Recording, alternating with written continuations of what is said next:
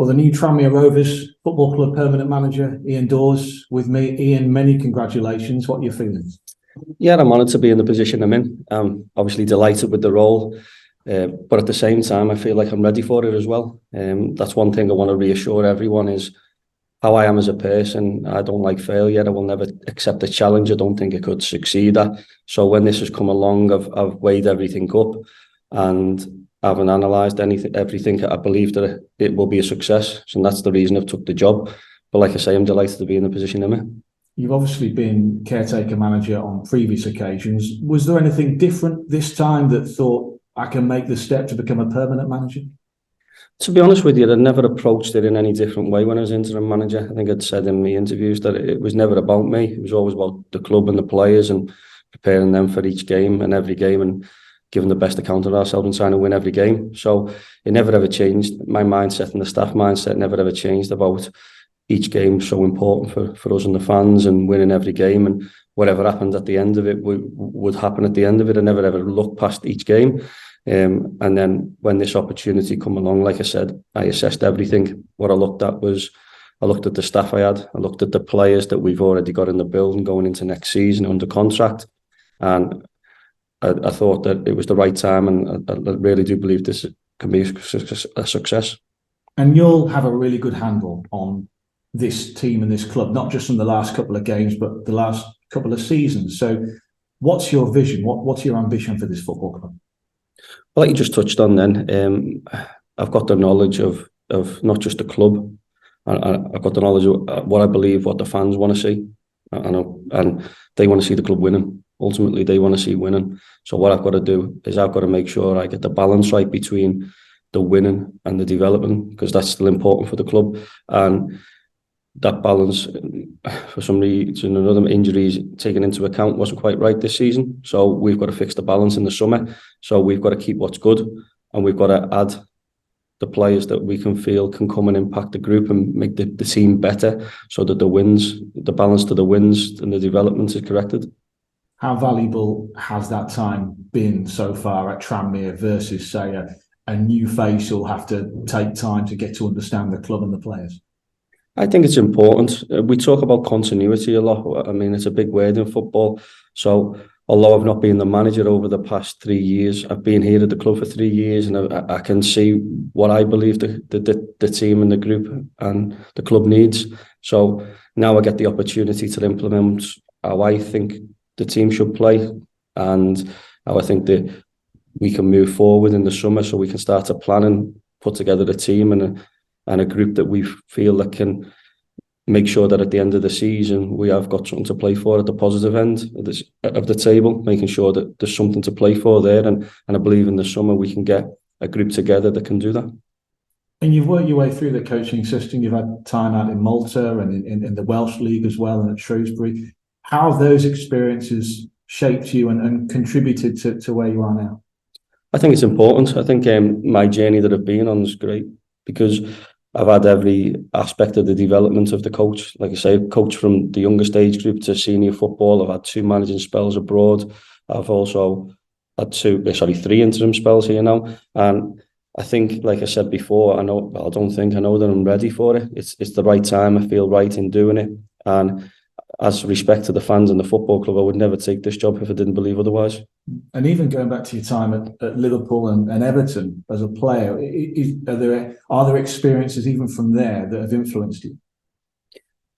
Yeah, funny enough, I'm on my pro license at the moment, and I'm due to complete that in the summer and get that. I'm due to graduate in the summer from that, and I speak about it a lot, about how my upbringing at Liverpool Football Club, and Parky's the same, how although we weren't in the same age group, we have very similar opinions and visions of how the game should be played. And I think that just shaped me as a person, not just like we talk about coaching, but as a person as well. And the standards.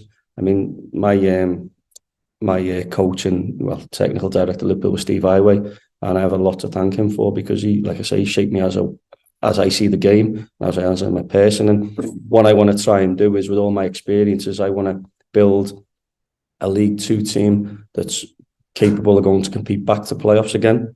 minimum requirement for Tranmere Rovers is competing for playoffs, in my opinion, and we want to get the success back on the pitch. And like I say, is with all them experiences, I think I could get a team together, play the right way, and a good brand of League Two football to go and get success next season.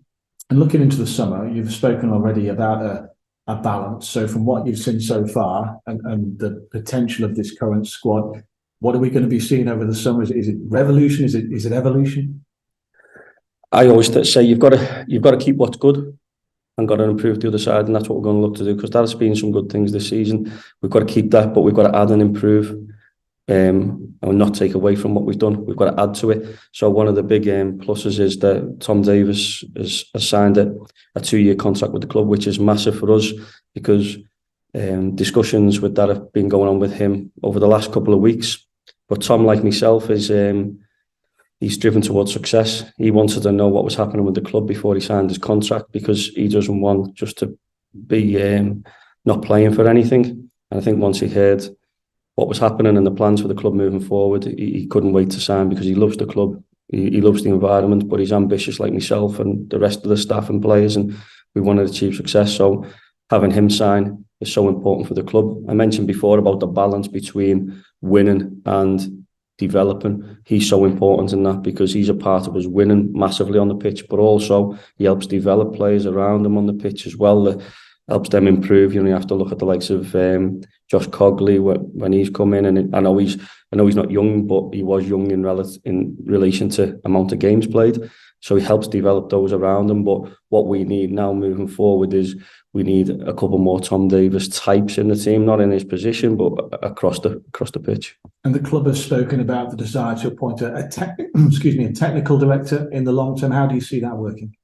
Yeah, I think it's an astute move from the club. I think if you look at other clubs now, it seems to be what the modern game's going towards. I know that Plymouth do it. They have someone that is like a mentor above the manager, and helps like just to be someone to speak to and a shoulders to lean on, and just ask for the little bits of advice here and there because of the wealth of experience. And I think that's what the club's going to do, is they're going to bring someone who's got an experienced head on the shoulders, who can be like a mentor and also help all the other staff around it. And we speak about the team behind the team, and it's so important to this football club. There's some really good staff members in the background who all work closely together to try and produce what the fans see on match day, and he'll help towards that. I'll still report to the chairman. I'll be always reporting to the chairman, but the technical director will be working alongside me and help. Like they say, little managerial situations, you might just be a guidance to, but it's a common thing that's happening up and down the country now at the top clubs. So hopefully we can use that to our advantage.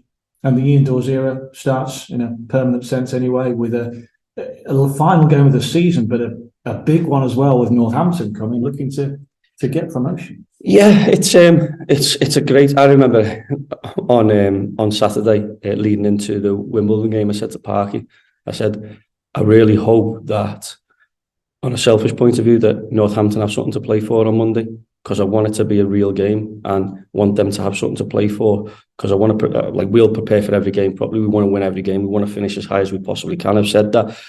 But with them having something to play for, I think the atmosphere will be great, and it'll look like a real game of football, and we're looking forward to the challenge. Ian, yeah, well done. I just wanted to ask you about your relationship with the fans. How key do you see that going forward? Obviously, you've been at the club for a while, and I suppose in many ways you have an advantage over someone new coming in, that you have that relationship. Do you see that as a key plus going forward? I think at any football club, the fans are the biggest element of the club. The fans are so important. In particular, I mean, at this club, I've been lucky enough to work for some good clubs, but the fans at this club are different in a good way. The more football people, the really good football people who know the game, and the support of the fans is massive, and they've supported home and away great this season. I always think that the true test of fans is when things aren't going quite well, what's the support like? And you could never ever doubt how good the support of this football club is, both home and away, and they've been outstanding, and hopefully they'll do that moving forward. But I always say that it doesn't matter who's sitting in my chair, you'll get judged on results. Results are the most important thing. So I'll be no different. It doesn't matter who it is. Like I say, moving forward, I've got to win games of football, and the more games of football I win, the more support I will get. But like I say, I believe that these fans from day one will just they'll do what they always do. They'll get behind the players and the staff, and they'll want success for Tranmere. And you mentioned Parky there. How key is he as part of your team? You know, are you very much a kind of dynamic duo together? Who's Batman and who's Robin? No, Parky's. I think I touched on it before. Our upbringing. So before I came to the club, I just knew of Parky and spoke to him briefly. But it's amazing once I come to the club how alike we are and how we see the game. And like I said before, I put it down to our upbringing at Liverpool. I think that gives a real good foundation on how we believe the game should be played, the style of play, even how people permit themselves on the pitch. Not just I talk about it all the time. Is my players, our players, Parky as well. I put him in that is to play for Tranmere or any one of our teams is. You've got to make sure that you've got a desire to go and win the ball back, but also a desire to go and get on the ball and play. And the latter is just as important as the first. And it's easy to go and play when the going's easy, but when the going's tough and the games are hard, it shows character and resilience and mentality to go and play when it's tough. And they're the type of players we want. And I think that that'll bring the club success.